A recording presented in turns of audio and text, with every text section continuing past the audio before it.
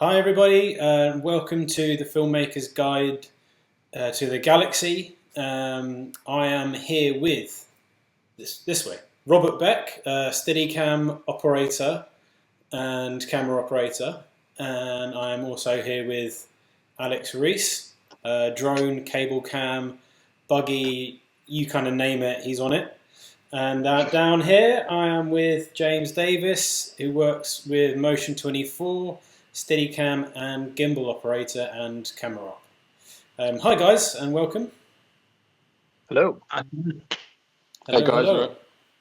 hello. So let's sort of start off the proceedings with, let's look at drones. So I've got comments and things like that on, so people should be able to start commenting and asking us questions as well.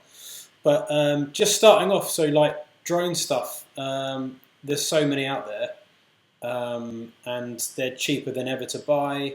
Let's kind of look at what you guys over at Mighty Sky, Alex, have been doing for the last, was it year or so, this showreel? Yeah, I mean, it's just a work in progress at the moment, but I'd say about the last 12 months, yeah, for sure. Yeah, okay. So here's the showreel for Mighty Sky's drone stuff, so we can really appreciate what can be done these days.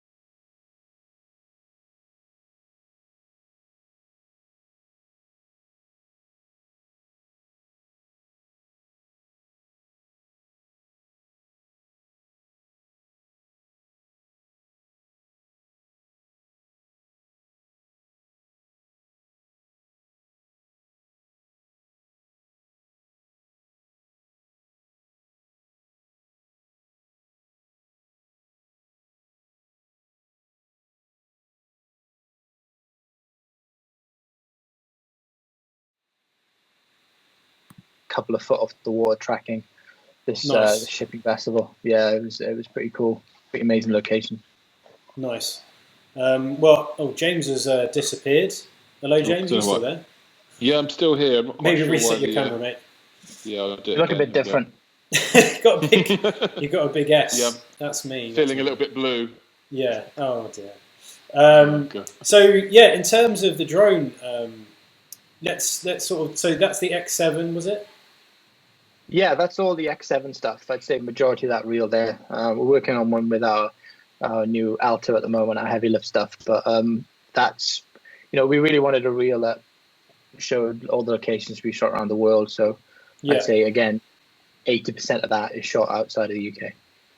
Right, okay, really, yeah. And you guys have also got an octocopter as well, have you? Yeah, that's right. So we own the Alta 8 Pro, the heavy lift. Yeah. So yeah, I mean, we're flying that at the moment with our Movi Carbon, which is a lot of fun. Nice. And in terms of the drones, is that why are you guys going more with the smaller Inspire 2 with the built-in camera over, say, the octocopter where you can put obviously like a Movi on it? Is that right? You can put the Movi on it. A Movi Pro. Yeah, we can put a Mini on it, a Red. But I think, yeah, like I said, majority of that was outside of the UK. Yeah. So it just packs into a much smaller form factor. We can take the batteries on a plane, whereas with the Alta 8, I mean, the supporting gear with that is just immense. And the batteries alone, we just wouldn't be able to fly with the batteries. So it would either mean, shipping them out there, which would be a huge cost of production, or even getting production to buy them and, leave them at the hotel for us, which is just going to send the cost through the roof. Yeah. Absolutely. Luckily enough, I know few people that have had that for them. They ship the batteries to them. But yeah, it's just form factor. Just the plane, and you're good to go. Yeah, and in terms of the drones and stuff, what are productions like in the UK? What do they tend to be using now? Because obviously, like Bond, all these other big films, they're all using drones rather than helicopters, just because you don't have to pay the fuel, you don't have to rent a helicopter, you don't have to pay a pilot as much. It's all. It looks a lot. It's a lot more in terms of the sort of form factor, as you mentioned, but like, what are the benefits and sort of negatives to using like the X7 Inspire 2 and the Octocopter? What are the benefits of each and negatives? Yeah, benefits I'd say of the Inspire 2 is you're getting up to 15-minute flight time. We did a flight on 15 minutes, maybe more. Depends how you're flying it, how far you're going, obviously. Right. We did a flight then on last Thursday, with our heavy lift, and we're getting 5 minutes fully loaded. Right. So what was on that then? That was the Carbon, which is a 20-pound payload. Then obviously the video transmitter and all the other stuff that we end up putting on it, the batteries and stuff. So yeah, I mean 5-6 minutes. By the time you get up to your one position, I mean it's over. You might get about 2 takes if you're lucky. And then it's time to come back in, which is a bit frustrating. And then the pros of using the heavy lift is just, you can put these, if you asked me for a mini, no problem, it can go on a drone. So in terms of obviously matching as a DP, myself and Rob, he also DP is like, would we be better going with a drone, with an octocopter, with the Movi or whatever gimbal is underneath the octocopter, and the camera we are shooting with? So say if we're shooting with the new mini LF, and we were shooting with, say, lighter lenses like super speeds, or we wanted a lightweight zoom, like a Fujinon or something, like we can match, like it'll match perfectly then, won't it? But obviously we're limited. Yeah, potentially. Yeah, obviously we need to worry about we need to check the weight of each payload, so we're not going overweight on the drone. But yeah, no, I mean you can easily get some of those packages on there for sure. Yeah. So it's for like, but I mean I'm noticing like huge productions, and now I mean I think it was Trainspotting 2, and like you sent me something as well. For like Fast and the Furious, like they're now all using the Inspire 2, and 21 Bridges, I read in ASC magazine that they shot with the Inspire 2 for the drone stuff, because the built-in camera's that good, and people don't notice the difference. Like it's for a few, it's like 10 seconds, 5 seconds, whatever the clip is, but it's the quality's so good. In terms of like it cutting.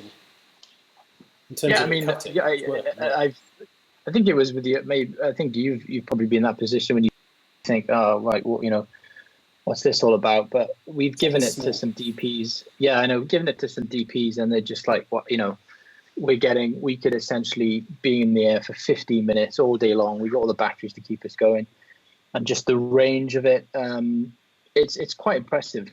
And I think they're just going to get better and better.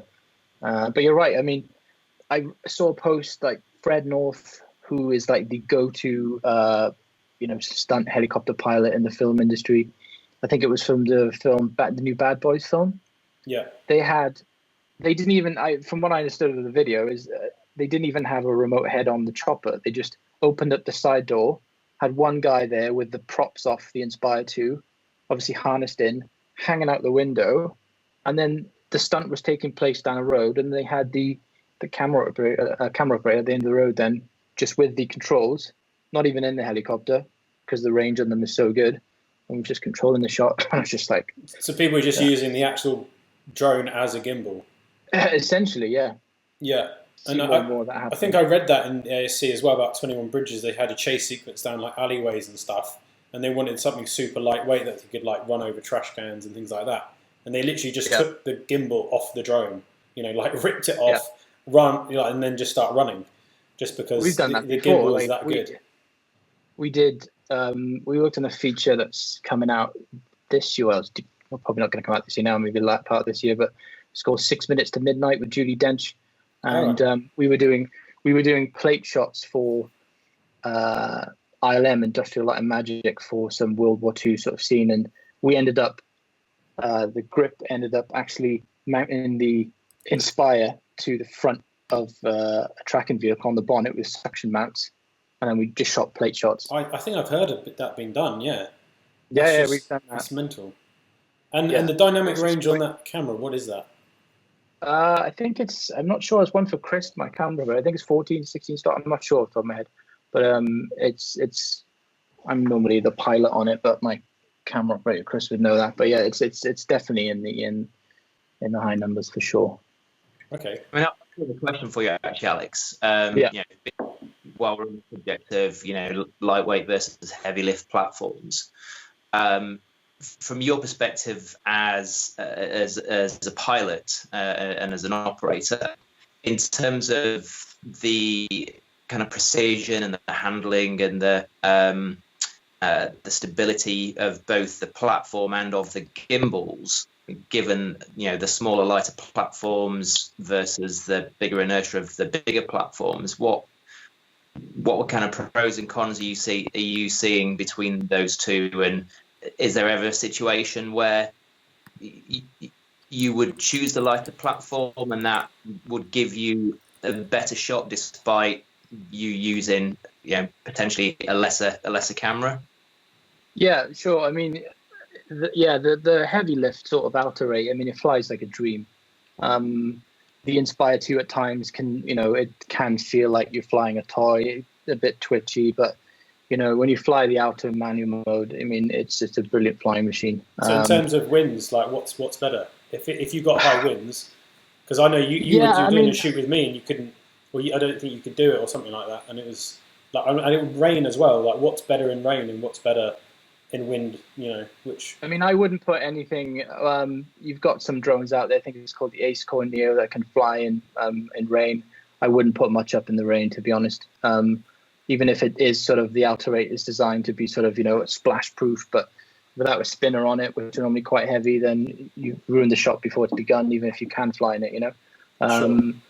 But the wind wise, I mean, I've had the Inspire 2 up in like 30-mile-an-hour winds, and it does control pretty well with the outer as well. But it's all about that sort of the risk factor involved. I mean, I still feel a lot more comfortable putting a 7,000-pound machine into 30-mile-an-hour winds than something with up to 70, 75k. So if you've got a Mini Plus, and the Mini sits on a gimbal, doesn't it? Does it sit on the Movi, and then that goes on the Movi? Movi, yeah.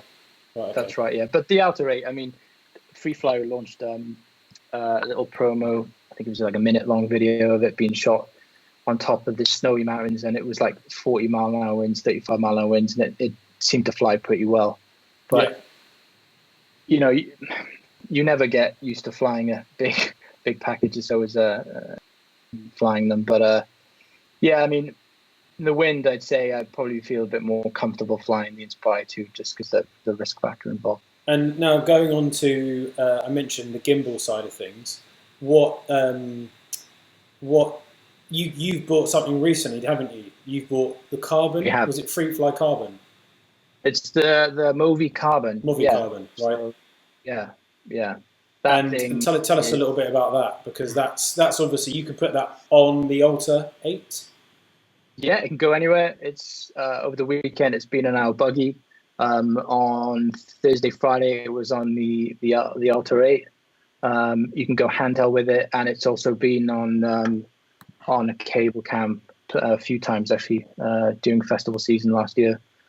So yeah, I mean it's basically a 5-axis gimbal, a handheld. It's the world's smallest handheld 5-axis gimbal, drone mountable, ready to go, and it's basically equivalent of 240 mil super silky smooth shots in the air. It's we've only just started flying it, myself and Chris, and yeah, we're gonna have fun with that this year for sure when all this blows over. So Rob, have you seen this thing in action? Have you had a play with one of these yet? With the Carbon? Yeah. No, we came very close to having it on a shoot recently, but things didn't quite align. So we the opportunity escaped us. But I was really looking forward to getting this out on a shoot, because the possibilities that sort of focal range and that kind of precision of stabilization offers you is kind of next level. So really looking forward to being able to get that out and play with it. And Yeah, that, I think we were talking about putting it on the Steadicam as well, weren't you? Do you reckon that? Oh, I'm back. There we go. he's back. He's back. Just like Arnie, jeez. So yeah. Were you saying go put the carbon on the Steadicam? That would be. I don't know. I That'd be mean, that's one for Rob. Gaffer tape. It's something that I've been curious to experiment with. See if essentially giving something of a similar ilk to the kind of operating that you would find from Trinity, but with more precision in terms of stabilization, and potentially something that's, because it's a lighter package, it allows you to go further than you can with Trinity in terms of boom length.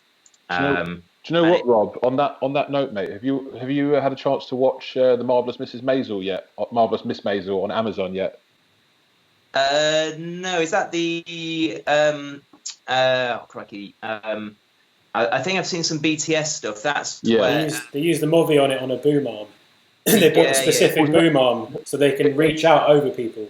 It was basically exactly what Rob was talking about, but essentially what they did was they had a Movi rigged in a particular configuration on a Steadicam sled, and it allowed them to create shots that actually you couldn't have even done on a Trinity either. Kind of very unique, almost quite fast-paced but precise jib arm style moves.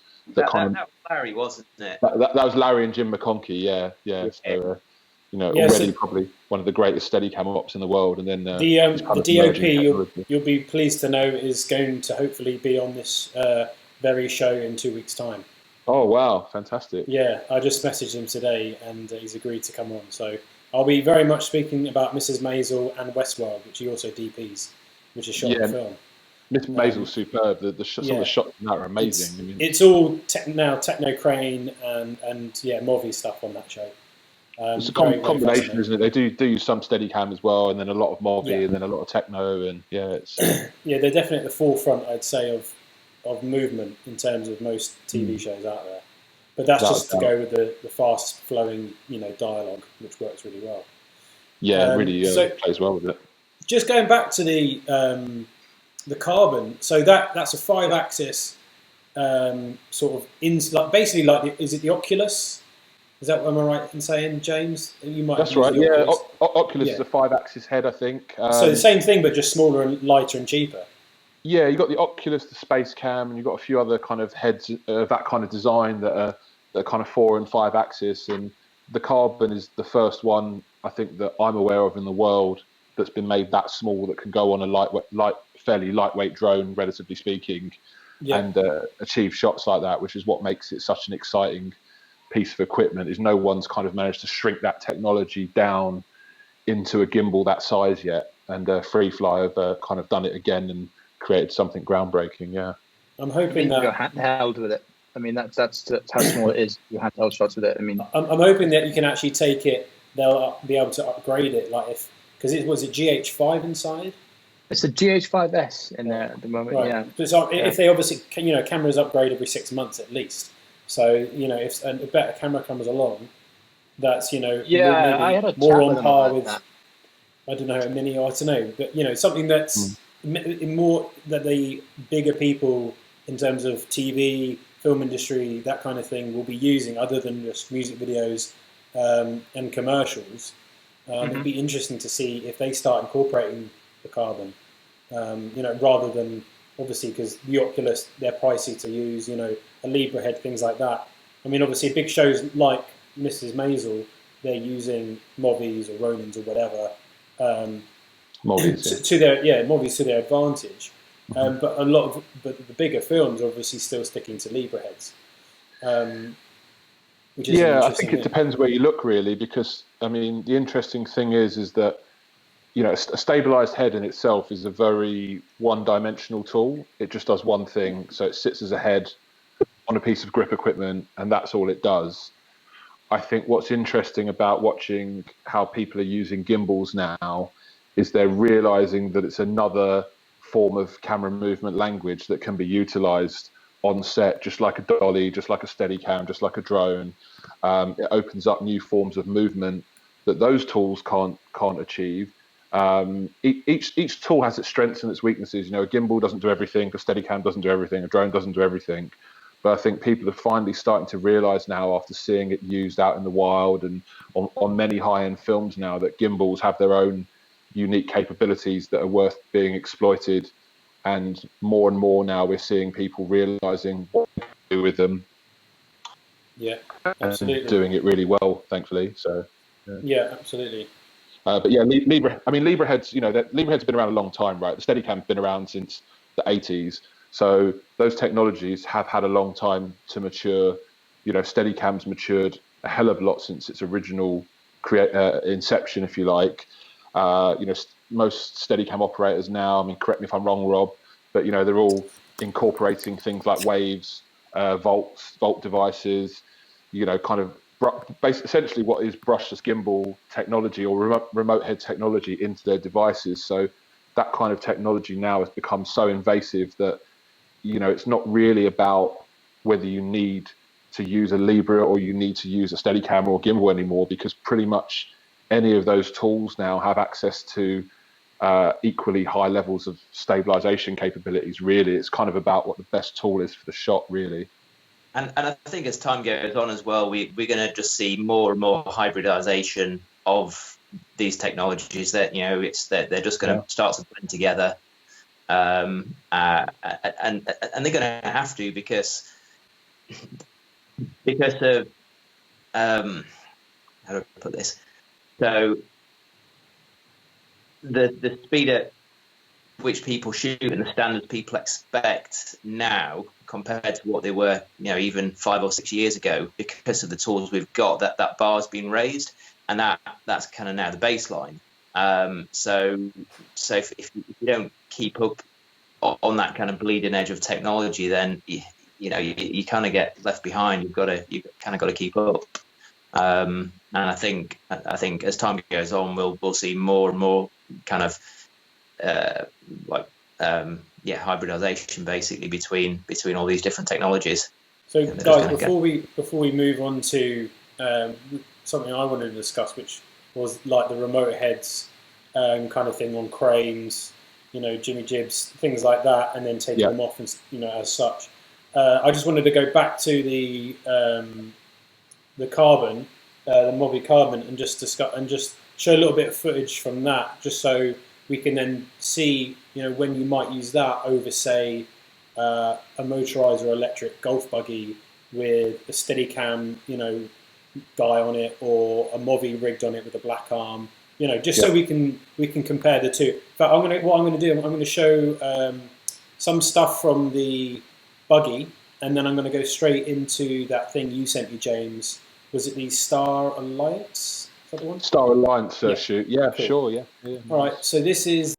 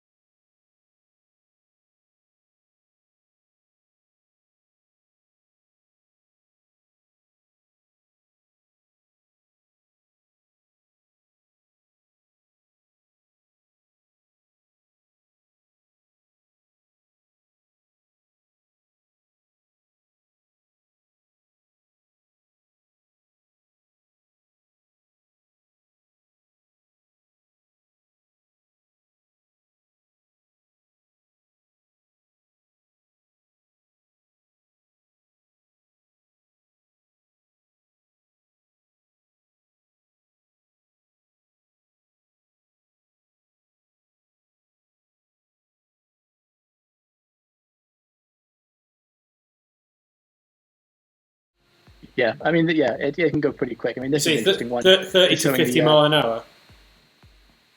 Yeah, easy. Yeah, Okay. I mean, it gets to that point where, again, it's absolutely terrifying when I first had it.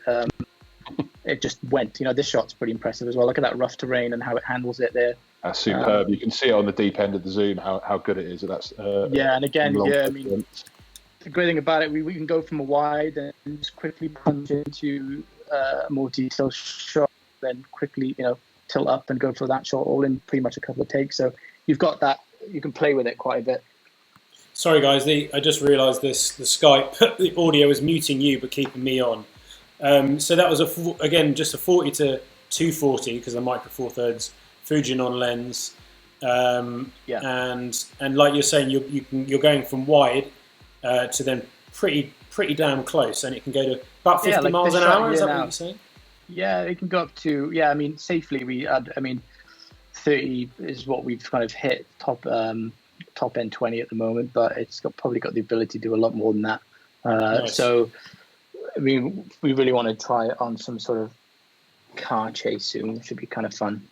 So in terms of the benefits, like say, actually, you know what? I'm going to roll this other one and then we can talk because I think this is a great little commercial.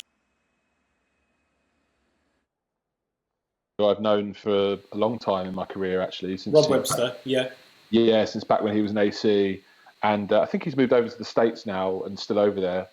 And this was just before he left, so he called me up and said, "We've got this job. It's out in Germany.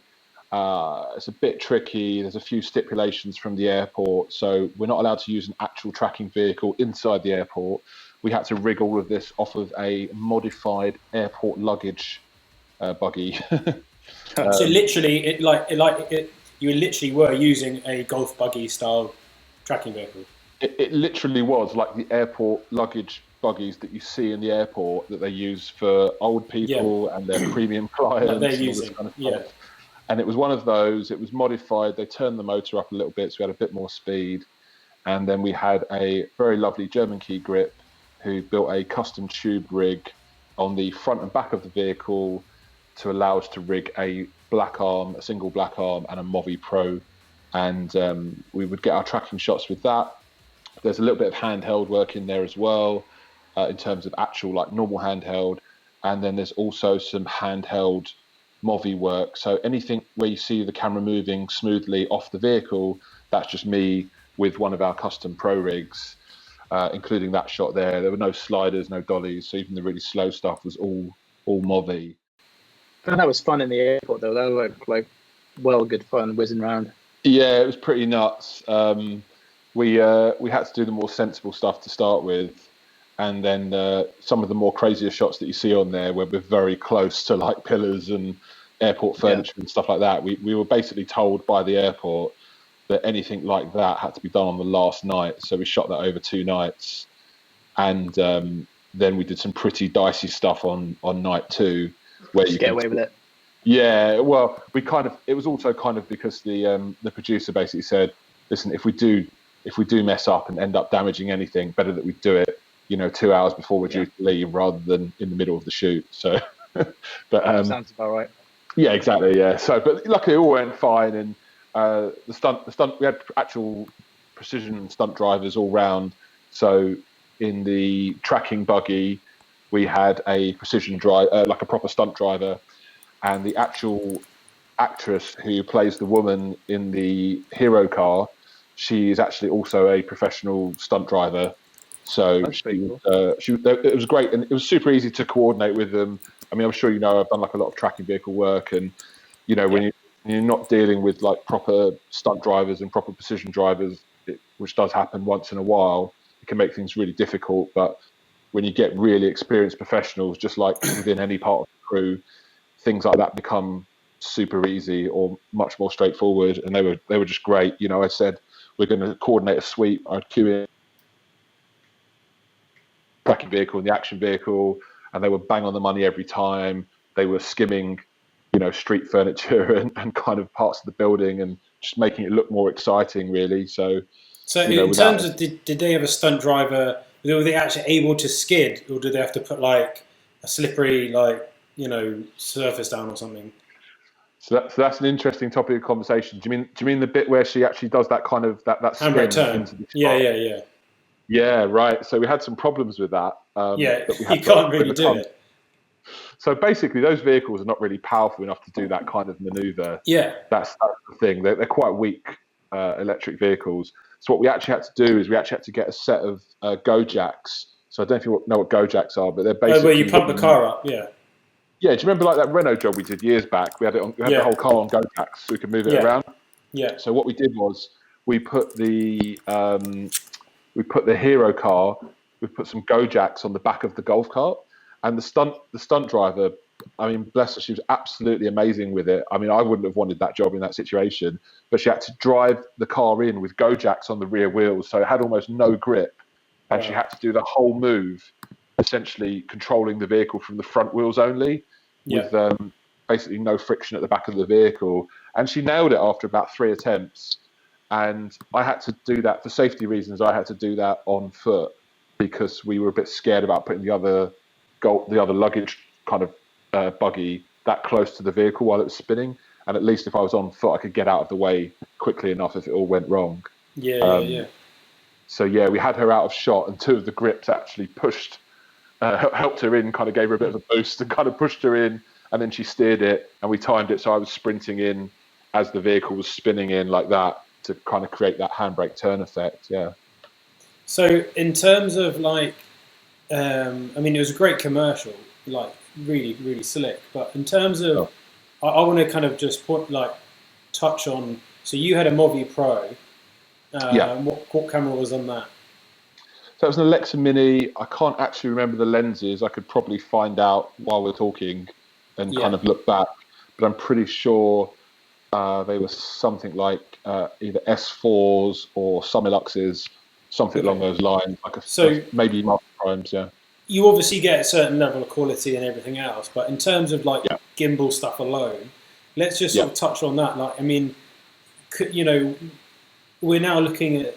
It used to be back in the day, you'd have a Steadicam, ratchet strapped to some kind of tracking vehicle, or or rig his arm and then on a post like a black arm, and then have a Steadicam on it or whatever. But now, we're now getting rid of that and just having the black arm but with a gimbal.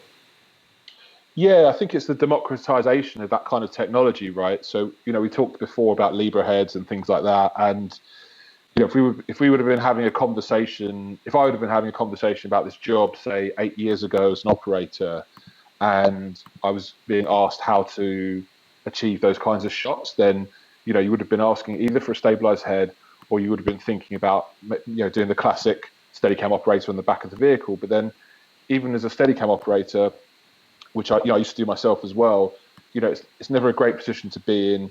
You're getting thrown around with the camera.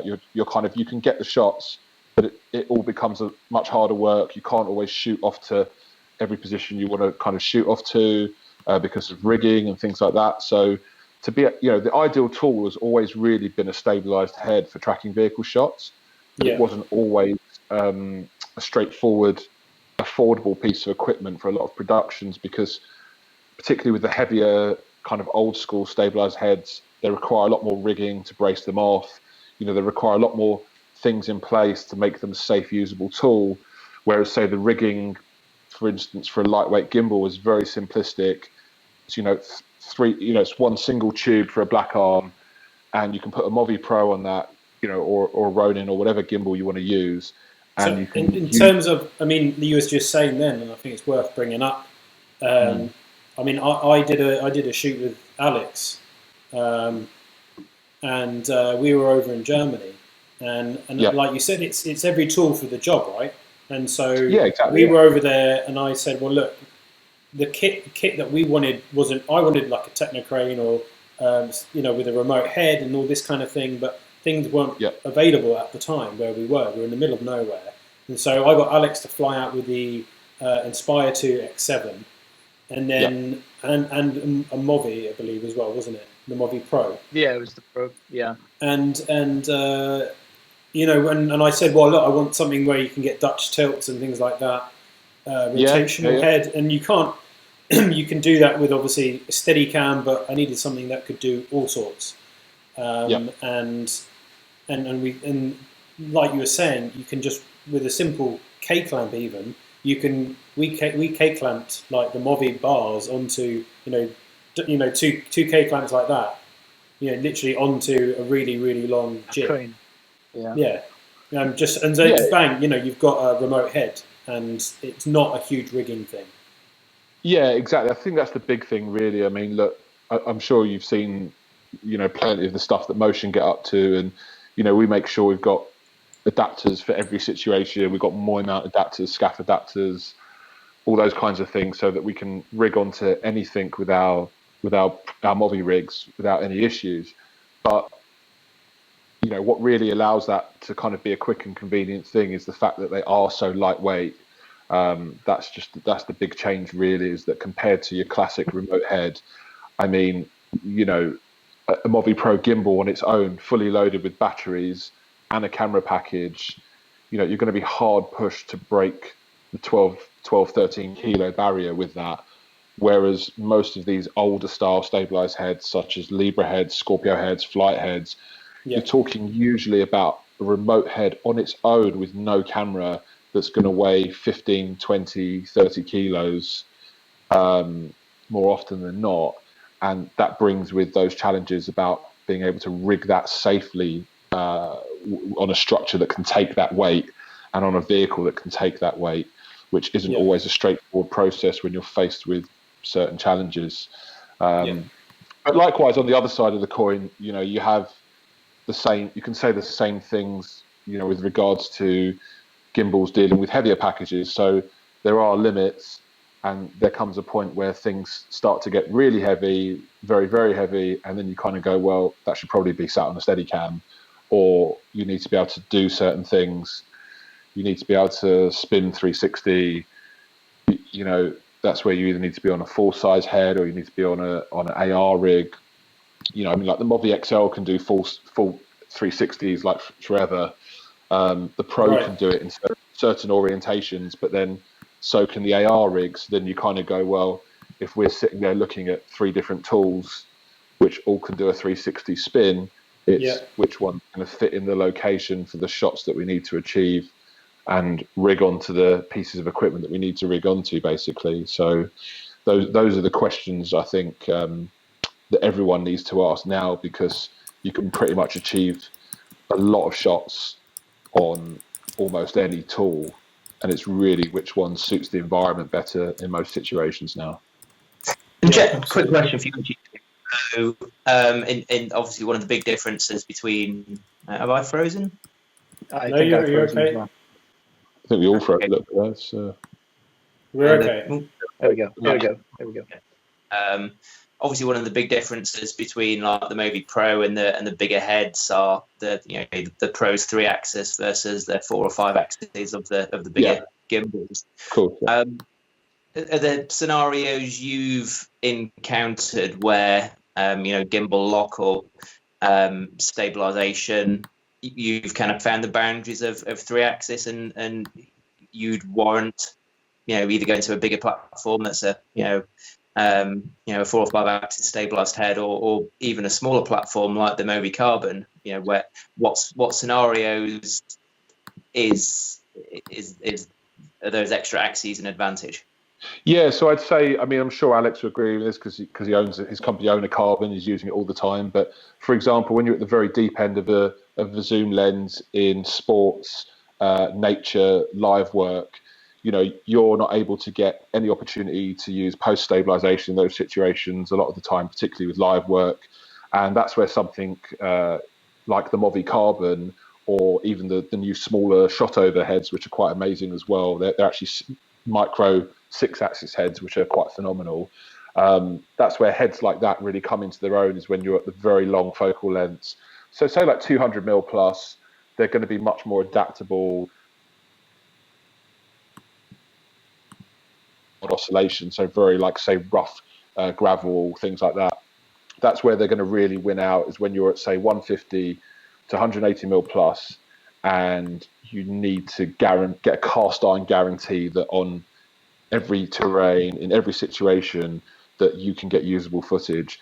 Now, obviously, that's not an everyday scenario, but that's where they really do come in handy. And I think the other situations that they come in handy, which is quite uncommon maybe, but it depends kind of, I guess, what you're doing on the production, but particularly for crane use, 4 and 5 axis heads can allow you to mount the actual remote head itself in what you call matrix mode, where you'd essentially be able to look 360 degrees.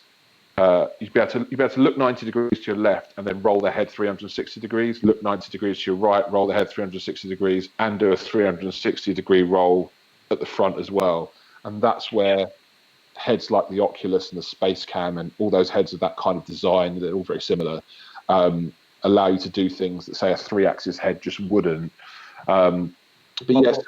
One of the reasons why I was asking, so I know particularly, obviously you've got your Motion 24, I've got your action vehicle with the arm on. Yeah. So situations where you're doing kind of top-down shots, or if the gimbal's mounted on a big arm or a crane, then I'd imagine there's scenarios where when you're in certain orientations, you've got 2 axes that are both doing the same thing. So you've essentially become a 2-axis gimbal. Yeah, so what's interesting about that is that used to be an issue, I would say, before software became a lot more advanced with the free-fly system rigs. So once they moved over to a more recent form of software called Blackjack, which has some very, very clever programming in it, I won't even pretend to understand how advanced it is, to be honest, because it's so far beyond what everything else has done. But once they introduced that, they essentially introduced the capabilities for the gimbal to operate in full 360 degree space. So you can put the Pro Rig, for instance, into a certain mode where they call it 360 majestic mode, where you could literally put the gimbal in any position imaginable, and it would automatically switch between pan, tilt, and roll, whether you had it on its side, on its back, upside down, behind your head. It's quite unbelievable, and it actually completely negates the traditional gimbal lock or headlock, scenario that you just brought up there, which is a common problem with older style remote heads. You tilt down, you lose roll axis capabilities, things like that. But I think where FreeFly were really smart with that was the actual design of the heads to begin with. So they went with quite a traditional, proven design. It's a very similar physical structure to remote heads like the Flight head, the old kind of G3 Chapman heads and things like that. And what I mean by that is that the roll axis is outside of the tilt axis. Yeah. So what that means is that no matter what angle you're tilted at, you always have, if the software and the sensors are doing their thing right, then you always have functioning roll axis in theory. Now, the issue with certain heads, I don't know if I should call them out specifically, but I'm just going to say certain remote heads. Let's say. Let's just say certain remote heads out there. I'm not going to blast other manufacturers unnecessarily, but there are certain remote heads out there that are based on certain designs, and the issue is when you tilt them 90 degrees, they pretty much lose most, if not all, of their roll axis stabilization. So there's some classic shots we do on the Ultra Arm car, our Russian Arm style vehicle that we work with, where you do what's called like an up and over or a top shot, whatever, like a moving top shot on an arm car. And the issue is to do that shot, you're tilted 90 degrees at speed, and the head needs to stabilize. And there are a lot of remote heads in that situation. If you were to do a top shot whilst the vehicle was traveling along, you would have 0 roll axis stabilization, which is obviously. Are you referring to the Ronin? I'm not referring. I'm not sponsored, so you can say whatever the hell you want. Okay, so I'm not referring. So the Ronin has some issues with that when it's used for tracking vehicle work, but actually, believe it or not, the worst remote head for that issue is currently the ARRI remote head. Unfortunately, is that the Trinity or? It's not the Trinity. It's the SRH3, I think it's called. I always forget the exact number. SRH. It's the ARRI SRH3 remote head. So basically the issue with it is that the roll axis is essentially inside the tilt axis. So what that means is that, you know, once you tilt down, your roll axis is no longer functional, basically, once you tilt to 90 degrees. So if you're doing a top shot, say like a prime example would be the shoot that Alex and I worked on together with Mist, which was a music video last year. And we were doing lots of shots where we were filming over the top of a car where the artist was strapped to the roof, piece into camera. And, you know, obviously we need a stable shot. And we're tilted down 90 degrees. The Movi XL, which is what we use on the Ultra Arm cars, which is a fantastic 3-axis stabilized head. It works whether you're tilted down at 90 degrees, whether you're rolling 360 degrees, whether you're on-road, off-road, just like a lot of other heads that cost many times its price tag and twice the price a day to rent. It can achieve those shots in that situation. But ironically, or unfortunately, should I say, but ironically, also the Arri head, which claims to be a really advanced stabilized head, unfortunately, as soon as you tilt it down to 90 degrees, it doesn't stabilize anymore. And and Simon, that's just because your what would normally be your pan axis, when you're tilted down, is now doing exactly the same thing as your roll axis. Yeah. So Yeah. So in terms of we touched on it briefly, but in terms of the gimbals out there at the moment, I see a lot of camera ops going for who are working in TV, feature films, you know, commercials. They're a lot are now going towards the Ronin too, just because it can take. It's not, you know, there's just the Ronin 2, isn't it? That can take, but it can take almost like an Amira, you know, with super speed or maybe a small zoom, maybe. But like, I think it can even take my Alexa Classic. So they can take a good payload. Maybe not, but they can take a good payload. Yeah. But in terms of like performance and like lens changes, I mean, I've heard the Ronin does pretty well. Like, it's a lot faster than changing lenses on that, and the adjustment backwards and forwards is better. Well, I think that's a very loaded question, right? Because that depends who you ask that question to and how well they know gimbals. That's really the straightforward answer to that. Okay. I mean, what I would say about the Ronin is it's very much like it tries to be a jack of all trades, right? It doesn't really excel at anything. It just does everything to a fairly average level. So, for instance, if you stack it up against the Movi XL as a pure stabilized head that you would put on a tracking vehicle, then it can't touch the Movi XL.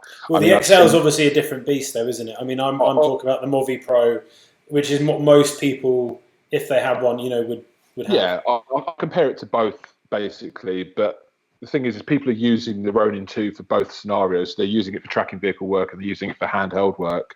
So the problem is with tracking vehicle work, its horizon holding capabilities are not very good. There's lots of footage out there where people have tried to put them on high-speed tracking vehicles and they're getting horrendous horizon drift. It doesn't look nice. They also get a lot of chassis vibration in the head. So it's the kind of vibration that you can't remove with the motor stabilization or isolators, because it's the actual structure of the head is not very well. So would you say it's people who are mainly using them for, mainly using them for, you know, handheld stuff?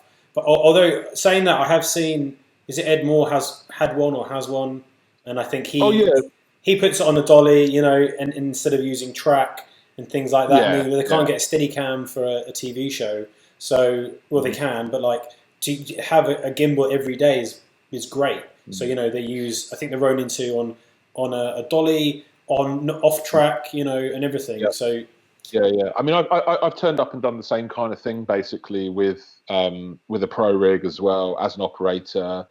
And the thing is with the pro rig is that, generally speaking, if it's an Alexa Mini style build and you can get it on an Alexa Mini, it's a reasonable size prime or a small zoom or an anamorphic prime or whatever, it can usually be made to fit on a Movi Pro fairly comfortably. The reason why I prefer the Movi Pro quite dramatically over things like the Ronin 2 is it allows you to... So the Ronin 2 is a very simplistic tool. You know, it does what it does to a kind of okay level. Some people are getting good results out of it for what they choose to use it for, but they're not really pushing the limits that hard of what of gimbals in terms of what the shots are actually trying to Sure. achieve. So you guys obviously do a lot of fast moving stuff, tracking vehicles. Yeah. I mean, Alex, you guys do. We've seen it. You put it on you put the Movi. Is that the reason why you went with the Movi? Just because there's a lot more accessories and things out there to use it on drones? Yeah, I mean, currently there are obviously a few drones that are coming out and at the moment that can lift the Ronin 2, but it just fits within the free flight ecosystem for us. It all just works, But yeah, I mean, obviously we've had to. I'm sure you've done the same, James. Ignite a bit of a blessing. Ignite Digi for the Movi Pro stuff, but yeah, I think it just works. And there's been a few instances on shoots where, and again, James, you might be the same. The minute we mentioned DJI, some people just aren't interested. Yeah, I mean that's what I found. I found really that personally, as an operator and as a gimbal operator, most of the time I get brought in, it's not always simple shots. It's often very complicated shots with very technical elements to them.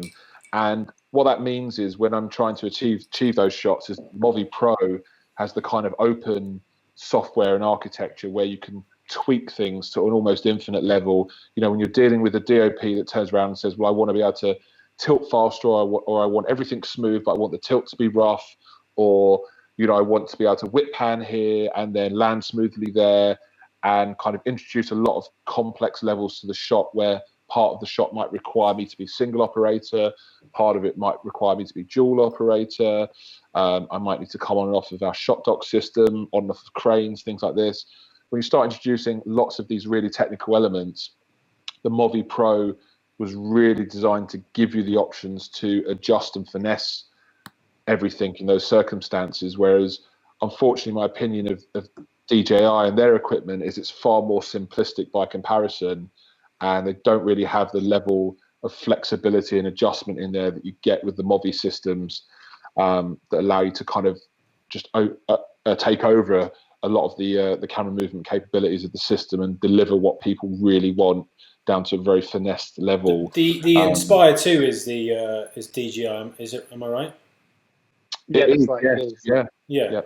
But obviously, that gimbal's it's starting to be taken off a drone and used on set, so it can't be bad.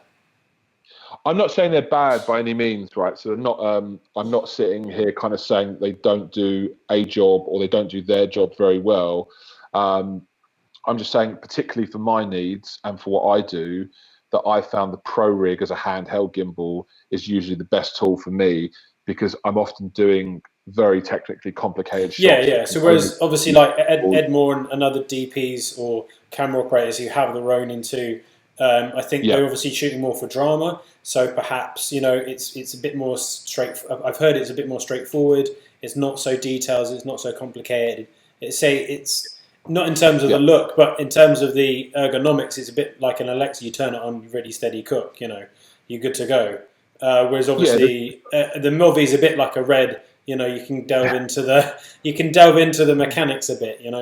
And you've got RAW, etc. But let's just touch on sort of this. Not sure I fully agree with that analogy, Simon. But yeah. Let's move on before that analogy didn't work.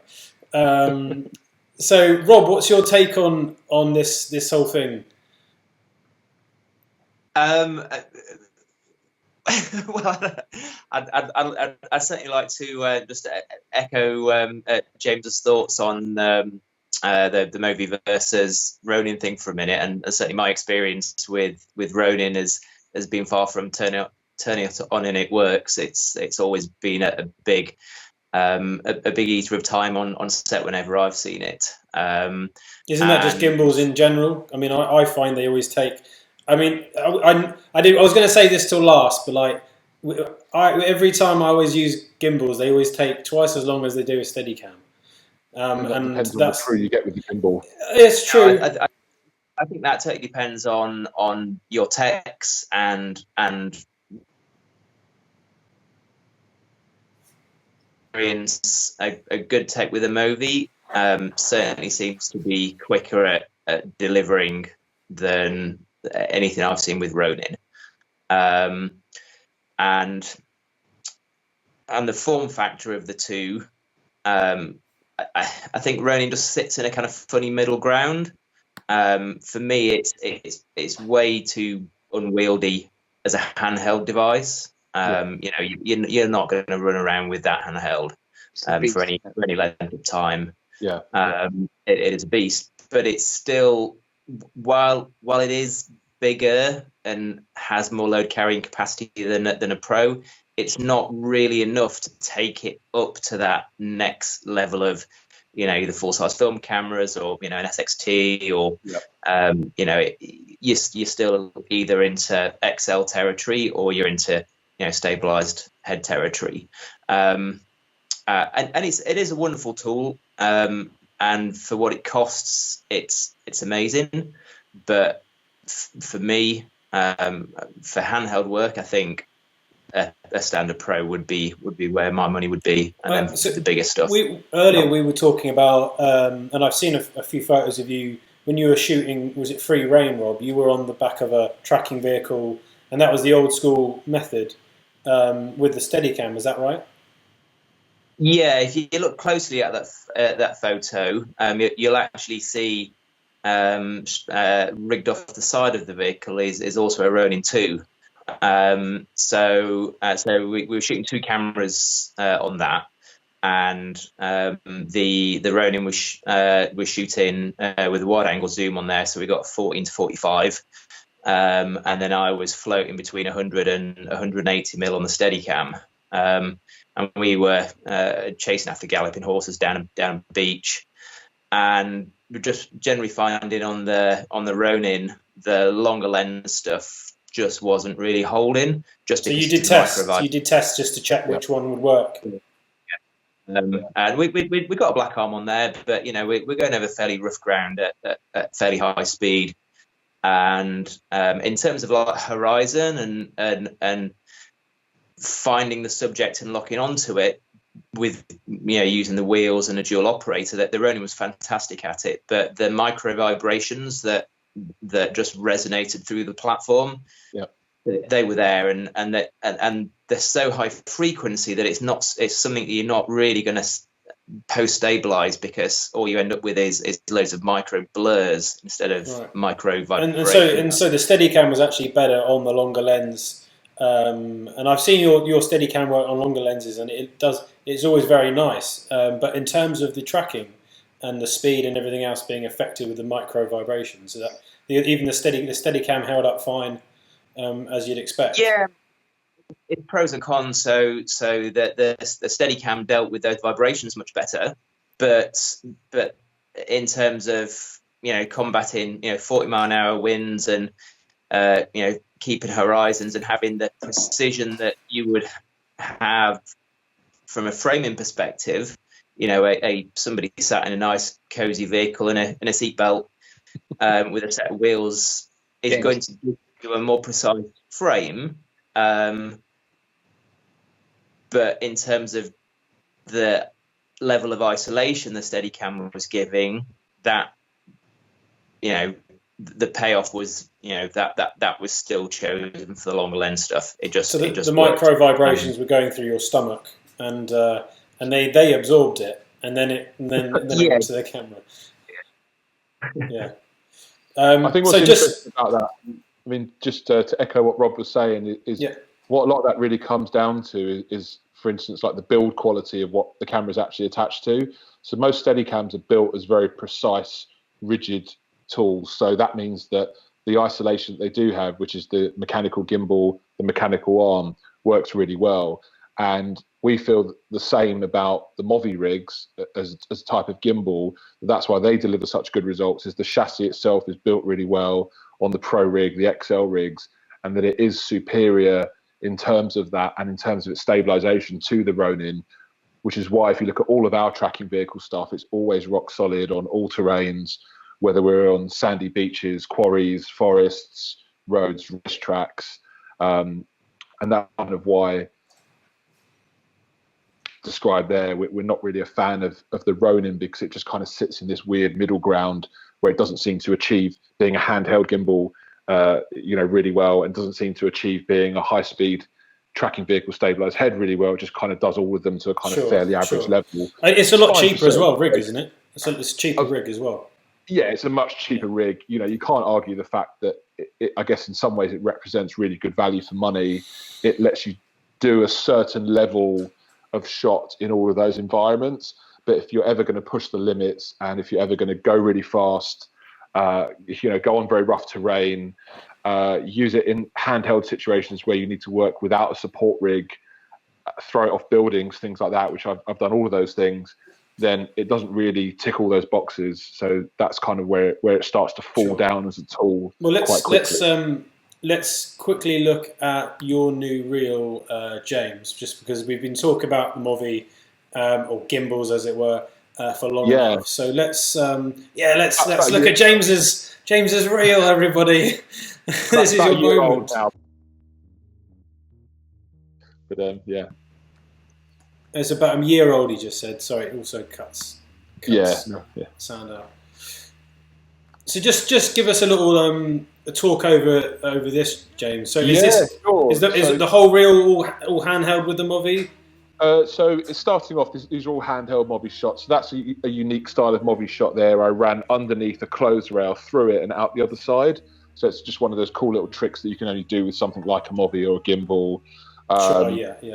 Yeah, this is the more kind of pseudo kind of Steadicam style, kind of very more simple kind of tracking moves here. We're kind of, again, this is a music video. I'm on a support rig, kind of doing kind of fairly straightforward, slow moving tracking stuff. But I think it's a really good example of how smooth and solid the Movi can look. And then we put it on a crane for these shots, used it as a remote head. So was that just a jib for something like that, and you just do a simple clamp on the end, or was it literally all we did was put a Moy mount adapter on the end of the crane, pulled it off the handlebars, and put it onto the crane? Yeah. So again, this is you warming up at the gym, isn't it? Yeah, exactly. I look remarkably like Anthony Joshua, but just much less athletic. This is a commercial we worked on. It was, yeah. So this was a good one as well, because this was a mixture of things, and this is all very dance-based. I've done quite a lot of dance-based stuff over the years. I'm quite a fan of it, and I enjoy it a lot. So I think people kind of realise that and seem to come back to me for it. I'm going to go back to the one we worked on, because I don't think people have seen it that much, but because it's for a cigarette brand. But I mean, you were having to duck and dive over lasers with this girl. And so we had to not get the laser in the sensor, which was pretty scary. It was pretty scary, because they were all firing at quite a powerful level. And do you remember the lengths we went to kind of set the lasers at the right height? And so here's some more tracking vehicle stuff. So good example of kind of, stable shots that have also been kind of roughed up a little bit to give their energy. So that shot there, just quickly, if you could pause that a second, Simon, just the sneaker one, table one, for Reebok. So that's a dual operator Movi shot. So that whole shot was done in camera with two people. It's kind of a good example of a kind of fairly unique shot to a gimbal, where you start in a kind of top shot position, you tilt up in a fairly crowded space, where you're over the top of a pool table. And then kind of do a shot that can only be done on a gimbal, essentially, in that environment. There you saw us use a bit of the Dutch roll kind of the capabilities of the Movi Pro. This is very slow moving stuff. This is what this shot you just saw there. If you just skip back about 2 seconds, where that's it. They grab the camera. Yeah, so this is quite a fun trick that you could do with gimbals. I've used it a couple of times now. And basically what happens is if you grab the matte box when a camera's on a gimbal, you can basically override the stabilization, shake the camera, and then when you let go, the camera snaps back into its stabilized position. So it kind of creates an almost like breaking the fourth wall effect. Yeah. And I really love that. If you see here, we use it again there. So it's a good way to ruin your Movi if you do it enough, I'm sure. Luckily we've got a few of them, so But yeah, no, it's a really fun trick. I wouldn't recommend it all the time. It's probably not that good for them. So a lot of those stuff you have to do, it is gimbal kind of orientated, but then obviously some of the dance stuff could be Steadicam as well. That's right. Yeah, I mean, not everything I do is 100% specific to just what a gimbal can do. A lot of the time I get brought in to do very gimbal specific shots, but because I've had a lot of time with gimbals and Movi rigs, and also I had a lot of experience in the past as a Steadicam operator, I'm often able to execute certain things that I could have done before with a Steadicam, with a gimbal as well. But I think a lot of that comes from my background as a Steadicam operator before I started working with gimbals. So I've kind of had a lot of that experience already, and I can kind of bring that aesthetic to gimbal work.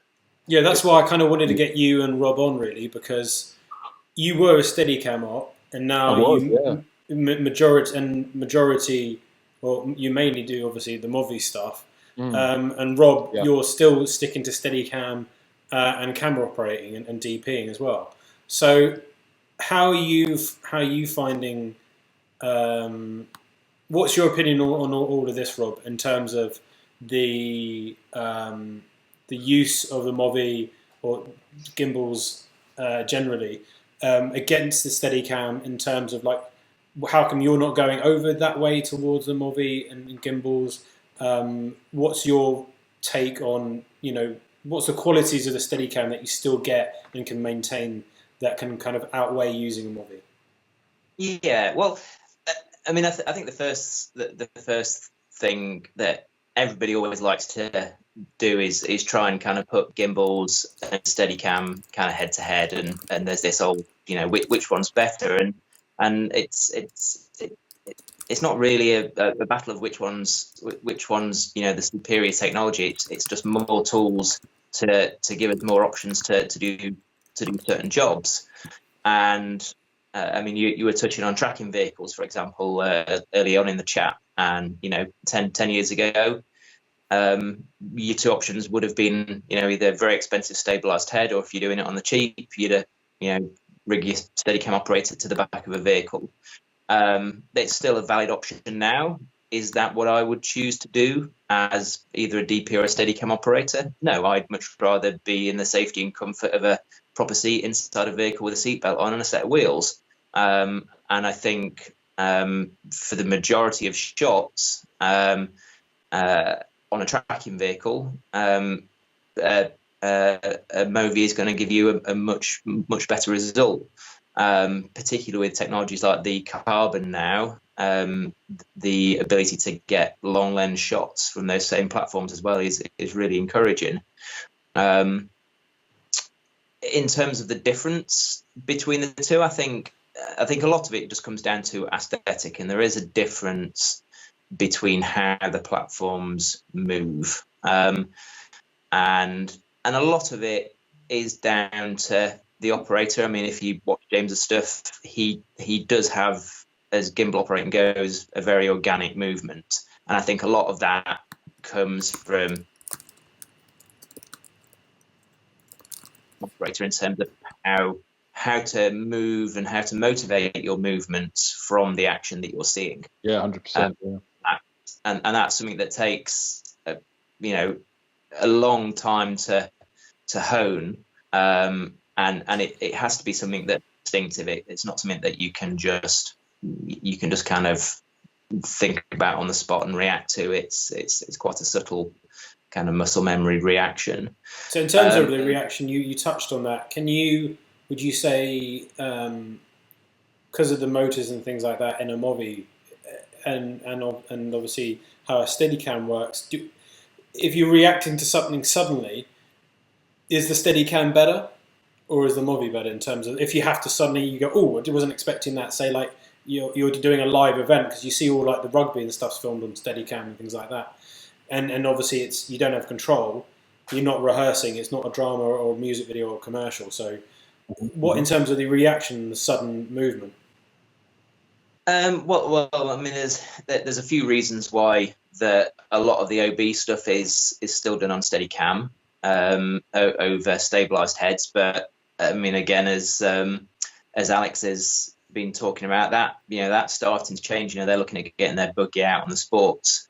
But one of the main reasons why the OB stuff has been traditionally Steadicam is two reasons. A, the camera platforms with all the links and lenses and everything else they have on there are, Pretty they end up being quite a platform. And the second reason is runtime. Obviously, on a Steadicam, you can, with an OB cam, you can quite easily get through half the game with the batteries you've got on board. I don't know whether you would easily get, 45 minutes, 50 minutes runtime with a similar payload on a stabilized head. That's something James may know more than. Yeah, I mean, you can now, but it's only been quite a recent thing in the last year and a half, since all the power systems on gimbals have changed quite dramatically. So, yeah, it was exclusively a Steadicam thing, I guess, before that, because Steadicams could run three batteries, and it's particularly the pro rigs, you could switch between 24 and 14 volt and all that kind of stuff. But that's changed quite a lot in the gimbal world in the last year and a half. So now we're anyone running a kind of modified gimbal system like myself, Motion 24, and Alex's company, Mighty Sky. So we're all running, most of us now, these plates which allow us to run 24 volt batteries on the Movi that have a really high capacity and runtime. And we're probably getting, I would say, an hour to an hour and a half out of a typical Alexa mini package. And when we ran a broadcast camera package on the Commonwealth Games shoot that we did, I think we were averaging about 2 hours runtime. So between about an hour and a half, I think, to 2 hours with everything on there. So with the wireless link, telemetry, all that kind of stuff. So that's probably the closest comparison. And we had a Preston on there, all the kind of typical things you'd have on a broadcast setup. Yeah. Was it? Sorry? Was that a Sony P1 you had on there? That's right. Yeah, it was a P1. It was a Cobham Nano or the Solo 7, I think, one of those, the lightweight RF link. And we had a HJ14, I think. It was a broadcast zoom. We had a Preston. We had motors running out of the Movi inbuilt LCS.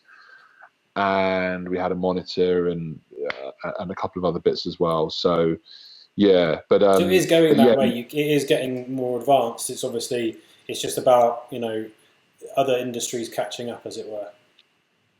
Yeah, definitely. The boundaries are breaking down more and more. I mean, I think Rob made a really good point that, traditionally, a lot of things haven't changed for a long time in the OB world, in the broadcast world. They've had a very kind of effective way of doing things for quite a while. They have cameras running on fiber or triax, back to a truck. Sometimes they don't always have a wireless link. Sometimes they often used to have lightweight jumper cables, or even worse than that, the full-size triax and fiber cables feeding off the Steadicam rig, which obviously would just never work with a lightweight gimbal. But as I think more and more of those kind of companies have said, do you know what, it's far more sensible just to leave the poor Steadicam operator completely wireless and not with some huge cable hanging off of them, that things have progressed more in that direction. Lightweight broadcast cameras are starting to come in now. So I think the kind of separation that there was between having to have a Steadicam in that situation or being able to choose between a Steadicam or a gimbal now, those walls are starting to get broken down a lot more now. And, now people have that option there available to them, which is really nice. Because so in terms of, I wanted to look into, this was like the big thing in my head. Like, I love the Movi for all those things that you guys do, Motion 24 and Alex does. For commercials, music videos, when you want to change from that to that to that, you can do it. It's amazing. But in terms of just pure drama, in terms of, all right, let's not go 1917 because that is going over all different landscapes and everything. The Movi and or Trinity or whatever was perfect for that kind of environment. But in terms of, say, a Victorian period piece or whatever, if you're just doing pure drama and everything else, like, what, Rob, do you find is superior over the gimbals? I mean, for me, like, I think I saw on a TV show the other day, like, the guy's just obviously operating, and it must have been a gimbal, like a Movi or something, because I just see like this, right? Like, it's just that up and down a little bit too much, and the corners, I see stuff shifting. Whereas obviously on a Steadicam, you can stand still and it really doesn't move that much. And especially that little start off as well. I've seen it on a Movi where you're standing, then it's just there's a little bit of a jerk. Whereas on a Steadicam, it's a little bit smoother. How do you find the differences in terms of the footage, Rob, and why you prefer the Steadicam for narrative and those kind of things? So again, I don't think those aesthetics are solely down to the technology. A lot of it is down to the operator. But yeah. Let's just show James's reel again. Wait, no, it's fine. I'm just, you know what? I'm just 100% agreeing with Rob. That's all. It's the issues you're bringing up there are completely down to operator skill. Okay. So, you know, obviously we haven't talked about whoever it was operating those shots. I honestly don't know, but what you are talking about really is something that's a part of the art of camera operating, basically. And when you're operating a moving camera, whether it's on a Steadicam, on a gimbal, on a dolly, on a crane, any of these things, you know, what you're seeing when you see issues like that is just someone that is not as advanced as they could be, or is not delivering the greatest shots that they necessarily could do with those tools. You know, I hate to say it, but we've all seen, you know, bad dolly work, bad crane work, bad Steadicam work. Yeah. But in terms of work. But in terms of the Steadicam, you know, like what are the major? Simon, is inherently the Steadicam weighs a lot more, and its reactive movement, its angular reactive movement is on a much longer pivot, so everything has much more inertia. So inherently, it stops, it starts, its movements all have more natural feather to them in terms of how the device wants to move. Whereas with a gimbal, obviously nodally, the camera is very well stabilized, but its movement in 3D space, unless you're on some of the support equipment, isn't stabilized. So the acceleration is different, and how the camera sits in 3D space is different.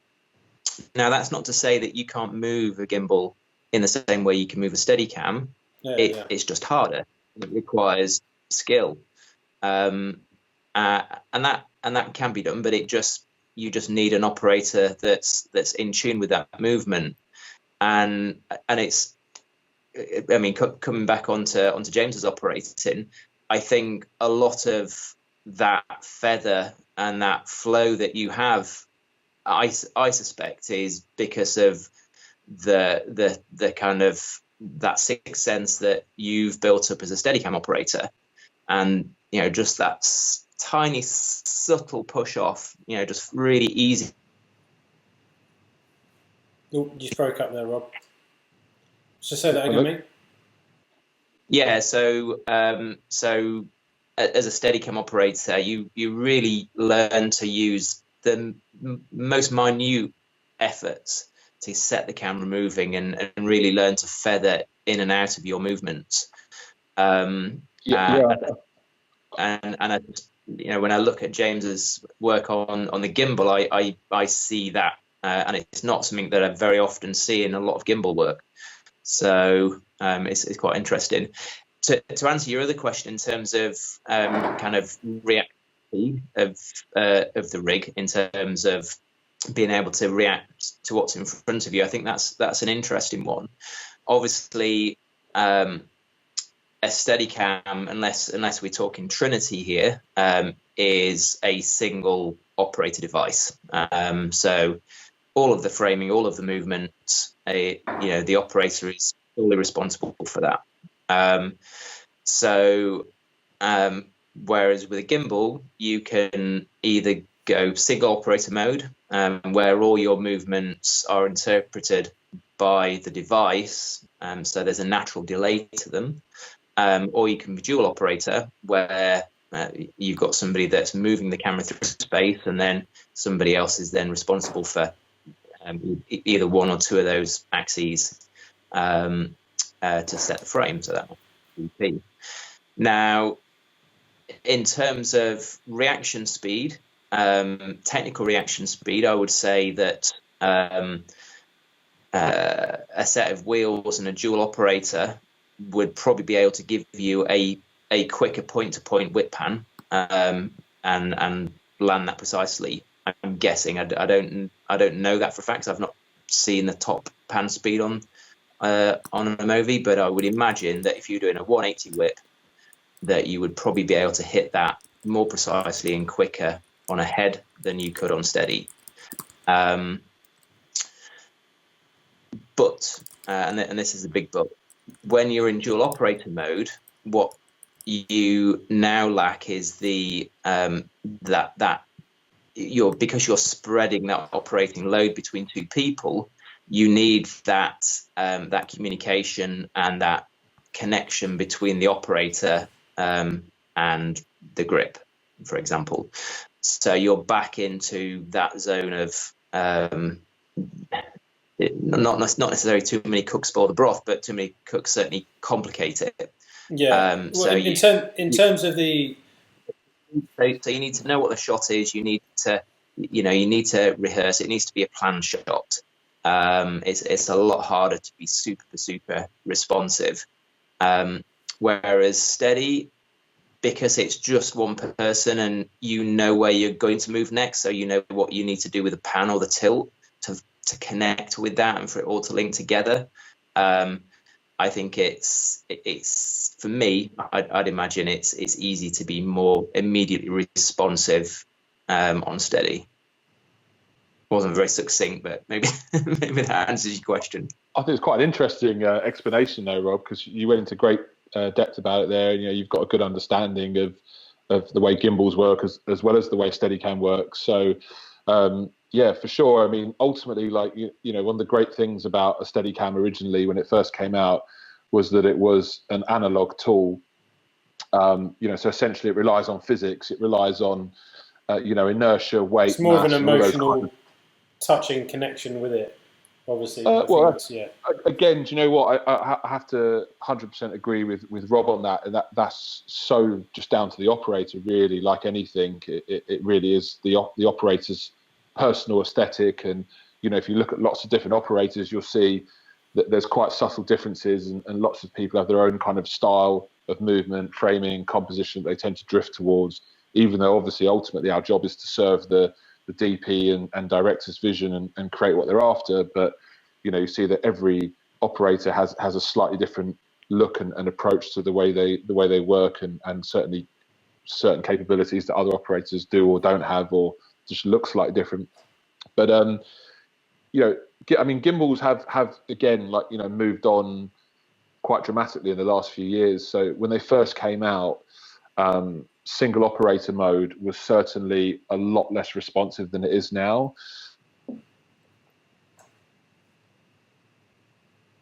I think, and gimbals they're almost like phones in many respects. And every time they get a new software update, kind of certain features improve, they accelerate, and their capabilities improve as well. So what I've seen over time is that the finesse you can put into single operator mode has only got better and better. So whip pans used to be quite hard to do in single operator and were very much like a dual operator only thing. You would say, okay, well, if I have to do a whip pan, just stick someone on the wheels. And as Rob said before, it kind of would add sometimes a layer of complexity that you wouldn't want to add unnecessarily, but had to achieve that shot.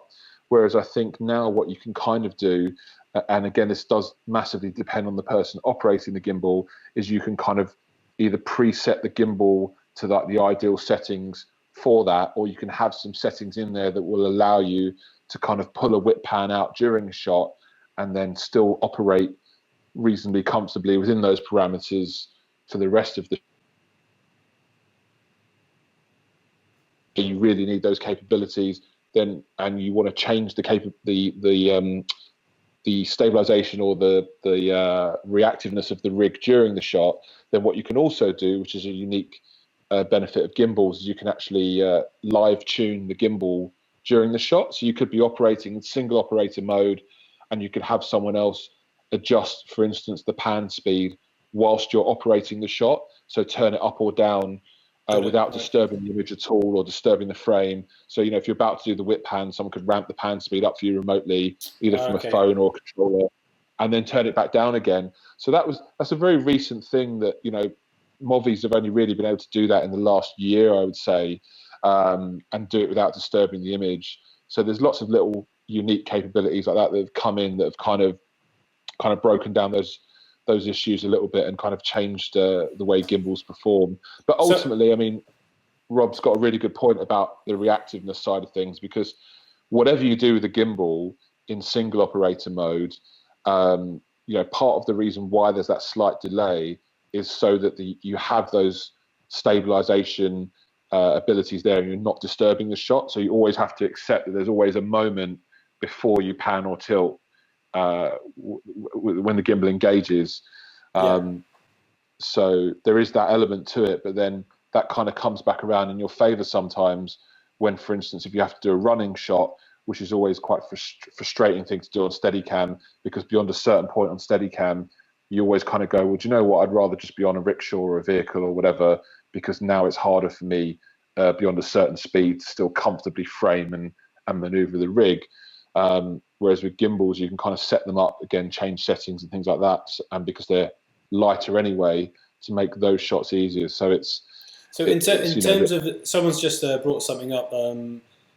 So easy rigs and ready rigs and things like that. There's so many ultra arms and all the other weird Iron Man stuff that's out there that you kind of look like Dr. Octopus wearing. I think is a bit ridiculous. I don't want to look like Dr. Octopus, but in terms of, they obviously, whatever works, whatever helps, take the load. That's brilliant. But in terms of the fifth axis, in terms of that up and down, like my issue was always like Movi, you had that little bit more of an up and down, whereas with Steadicam you didn't. Or is that just me, or is that my experience as the operator? Rob, what are your thoughts on that? Say that again, mate. Yeah, check out the new Flow Cine rig. I've forgotten what the James will probably know the name of it. It's the first kind of gimbal stabilization support rig I've seen that is an abomination, and it's really well thought out. You can go through doorways. Is this? Did you say Serenon? Did you say? What did you say? No, it's an exoskeleton style thing. But like most Flow Cine kit, it's been rethought from the ground up. So rather than just kind of working on the back of somebody else's idea, they've gone back to first principles, gone, right, what do we need to achieve, and they've set out to achieve that, and they've done a really good job of it. And I think that's once that starts kind of getting out into the workforce, I think that's going to be a massive help to this kind of fifth axis on the on gimbals. Because I know what you mean, that kind of bobbing in the shot, and that fidgeting. It's always a telltale sign of just dodgy gimbal work. But this new device looks really, really cool. So how come Steadicams inherently haven't got that issue? Well, they do a little bit, but obviously it's not as obvious. Is that just because of the arm going to the vest, and obviously that gets rid of the up and down? Yeah, exactly. Like you've got a huge amount of inertia and a huge amount of mass that's floating on a very well tuned spring arm, basically, that has almost zero friction. So the mass and the inertia of the camera package and the Steadicam sled, they don't really want to move. They just want to sit at the height they're sat at. When you're carrying that in your arms or on an easy rig or anything else, to do that, your muscles have resistance, and they have a natural elasticity and stiffness to them, which it's just much harder for your arms to isolate that. And then if you're using an easy rig or whatever, then similar situation, but you're on the end of a pendulum. So they've all got their problems. And what was the one that you mentioned? People are asking. It was the Flow Cine Serene Arm, was it? What Rob's actually talking about is the new system that they've brought out called the Gimbal Link. That's Yeah, it's really amazing bit of kit. I mean, the issue you're talking about, Simon, and Rob made some really good points there. Is basically the gimbal itself is quite an advanced bit of kit, but the support rigs have actually taken quite a while to catch up. So for a while now, I've had to work around quite low tech support rigs supporting quite a high tech gimbal. Yeah. Now, Steadicam has obviously had many years of development, and what's really interesting is if you look back at the earliest Steadicam rigs, is that they were actually just on single link arms, right? They just had a single link arm before they came up with the dual link arm and the heavier duty dual link arms. And they realized that actually, having a larger arm with two sections and a form of left to right isolation was the way to go.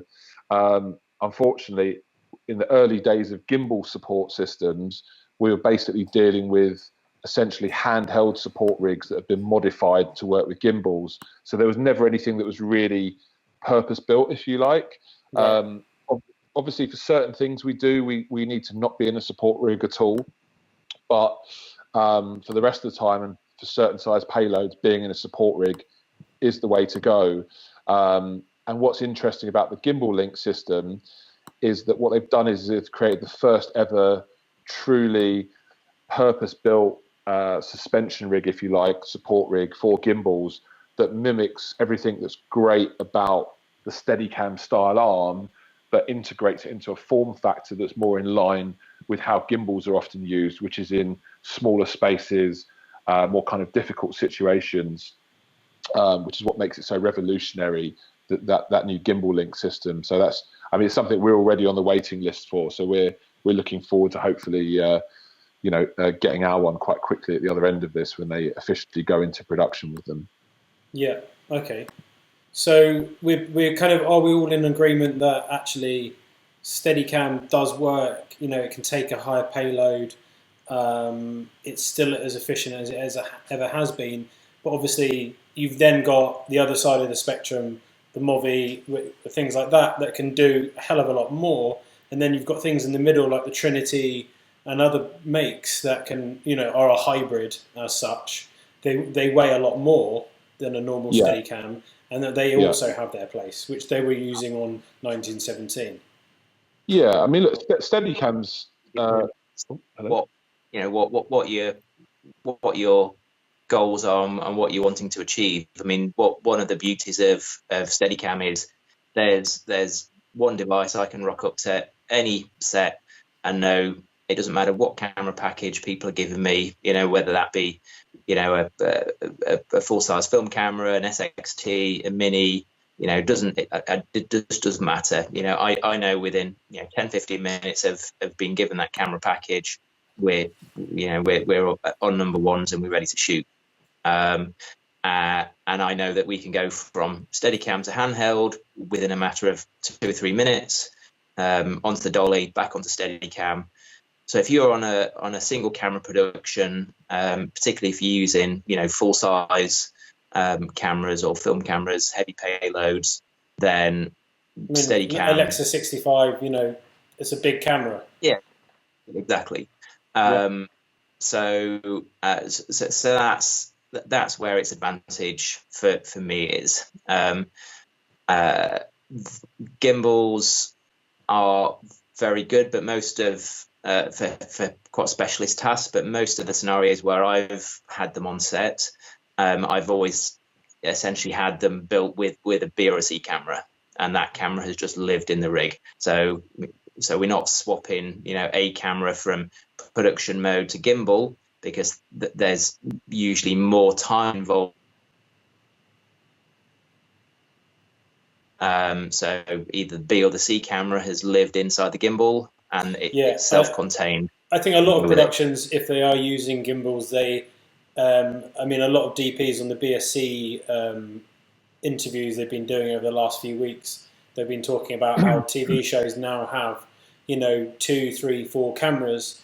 Obviously, not all shooting at the same time, or rarely.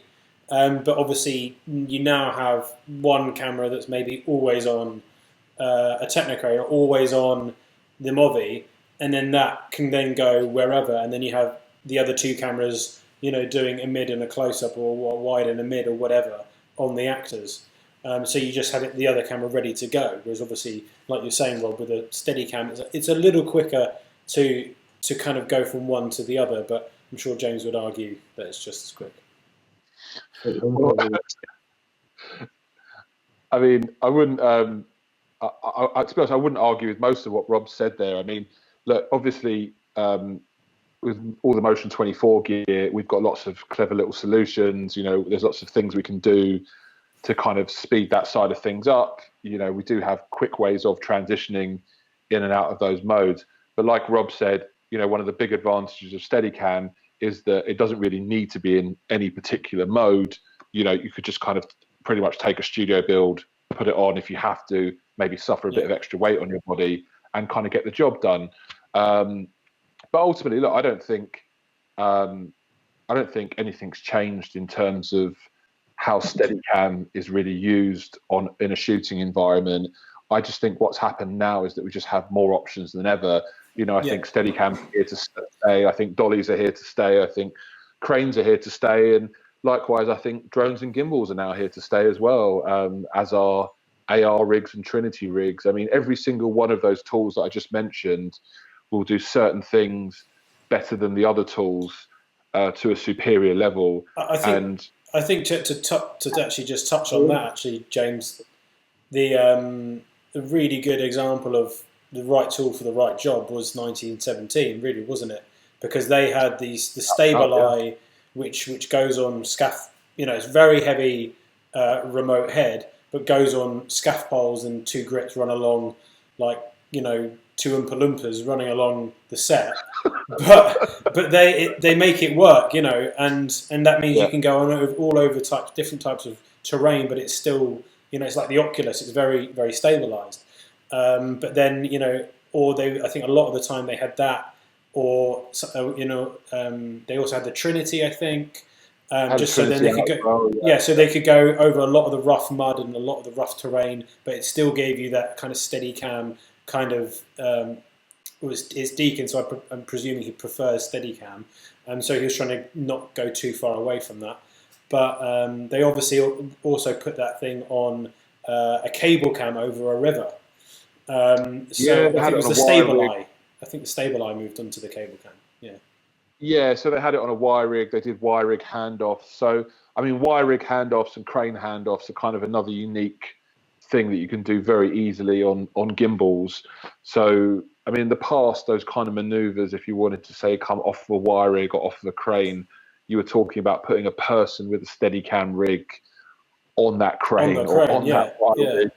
And I'm sure Rob will agree with me, in this situation, that really it's kind of almost an unnecessary risk of human life, if you don't mind me saying so. But I mean, it's the same scenario with tracking vehicles. I mean, when that was the only option, that's what to do. Exactly. But if there's a technology that allows you to not have to put somebody in harm's way, surely that's a no-brainer. You know, 100%. And that's what's really, I think, exciting about the point we're at now in the industry as a whole, is that, and I say this really not just as someone who specializes in gimbals and Movis and all that kind of stuff, but as a camera operator, just generally, I love the fact that there's all these options out there now. I regularly turn up on films and dramas where, I'm either second or I'm B or C camera or whatever, and there's a Steadicam on there, there's a dolly on there, there's a crane on there, there's all the other things you just come to expect. And, we still turn up and offer something up with the gimbal, for example, that just couldn't be done with those tools, which is just really nice and refreshing that, we're thinking in new forms of camera movement and new types of camera language. Yeah, definitely. And just to cut in there, we just touched on the cable cam and how that's being used more and more now. Not just for the Twickenham rugby, They used the Stabilize, I think, wasn't it, on the cable cam? But Alex, you guys have got. I mean, they're not too expensive, the rigs themselves, because they're just cable, and it's the motors and everything else. But what's the rig that you guys have got, Alex, that we used on that Samurai short film? So we used the Flyline cable cam on that one, which is what we're using at all the festivals last year. But like you said, I mean, it's quite a simple bit of kit. You just, James, you've toting the hole, clip it on. There's one motor running up and down, and you can set endpoints and stuff. But I think the most important thing with that, and we're lucky enough, is especially at these festivals, is the way it's rigged. It's really important. I've heard some stuff recently, but it's really important to get those rigged properly. They can be quite dangerous at times. So in terms of the cable cam, obviously on 1917 they had the Stabilize and everything else. But you guys, do you put the Movi on that, or do you with a mini, or do you put the carbon on there? We've done it both. I mean, at festival season last year, we were running like 200-meter cable lines with the carbon on there. So we did a set with sort of chase and status. So you can imagine being like fully zoomed in on the act, and then having that pull back and the camera whizzing back about 40 miles an hour, 30 miles an hour, and just having that pull back look. I'm just playing here over your look. This is the cable cam stuff that I'm just playing. I mean that's the perfect situation where you're not going to get a drone legally or safely near that many amount of people. I think the capacity at some of these festivals are like 50,000-60,000. Really. But is this again a mob? This is all cable cam, is it? This is all cable cam. Yeah, that was a water. This was the Movi though. We used the Movi for that, didn't we? Yeah. For the Samurai bit. All this is all this stuff is here. The Samurai bit is all the Movi Pro. So what do we have on that? Let's just watch. Yes, let's just watch that again. So in terms of, because some people haven't used, like, they're not the most common things to be used on set, and I just think it was interesting to bring this up. So we've got here. Is this the carbon on the cable cam? This is all carbon and stuff, zooming out as well. That's right. Yeah, so that particular act towards the end there was chasing status. So we'd be over the DJ booth and in at 240 on the decks, and then when sort of the beat dropped, we'd throttle back, and you could just get that shot of woman in the decks with chasing status, or in the booth with chasing status. Then you're back, 50,000 crowd. And then this stuff here, and this stuff here, is this all the Movi with the mini or something? That's all the Movi with the mini, and that same stuff there, that's in Abu Dhabi. That's the mini as well? That's the mini as well, yeah. And then this is the Movi with the mini as well. This is my work. I might have to replay that moment again. Do you know what's really interesting about seeing all this, Simon, just if you don't mind if I interject really quickly, is what I love about watching this kind of footage. It's not something that I do. I don't specialise in cable cams or wire rigs like Alex does. We often involved with those kind of shots, but that's not one of our specialisms. But it's a prime example of how these tools have become more democratised and more available now. Because if you were to cast your mind back anywhere from 5 to 10 years ago, to have a tool like that on a production would cost many, many times more than what it costs now. You'd be talking about more rigging equipment. You'd be talking about equipment that's probably cost 4 to 5 times the value of that kind of system. They put a stunt cameraman probably on a cable and then push him along the cable. That's probably what they did 20 years ago.